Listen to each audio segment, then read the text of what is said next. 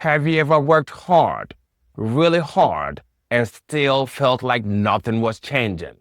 You get the paycheck, you pay the bills, you survive, but the needle barely moves.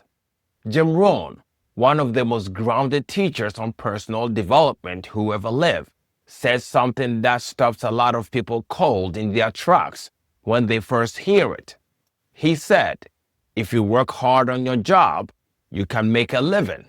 But if you work hard on yourself, you can make a fortune.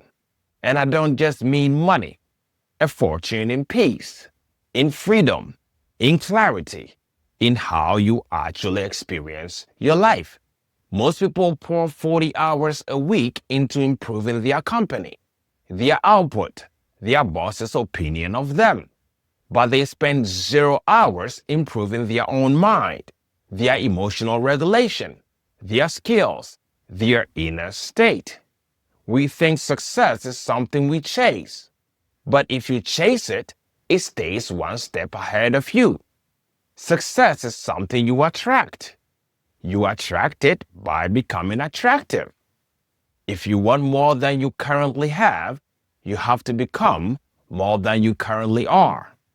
I know this because I lived it. Years ago, coming right out of the recession, jobs were scarce. I finally landed one, working at a school for autistic kids. I had my whole next 5 years mapped out around that paycheck, getting a car, getting my own place. Then I got fired for something completely absurd, parking in the manager's spot. But the real reason I think was that I had corrected a supervisor a month or two before, and she never forgot it. I felt targeted. I felt like a victim of the economy, of petty management, of a system rigged against me. They even sued me to avoid paying unemployment. And because I represented myself in court, I lost. I was angry. I blamed everything around me.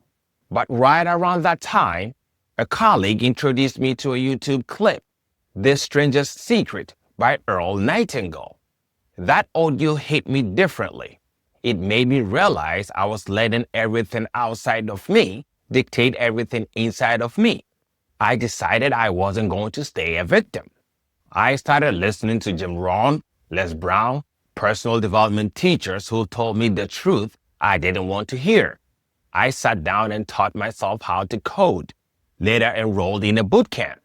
That one shift, working on myself instead of just looking for another job to work on, spearheaded my entire career as a software engineer. It took me around the world. It opened doors I didn't even know existed. It's easy to blame the economy, your boss, your partner, the market, or the bad hand you were dealt. But that keeps you a victim. It keeps you small. When you decide to work harder on yourself than anything else, you take your power back. You stop asking the world to be easier. You start asking yourself to be better. And when you do that, the world opens up. Not because you forced it to, but because you finally became the person ready to receive it. Work on yourself. The rest will follow.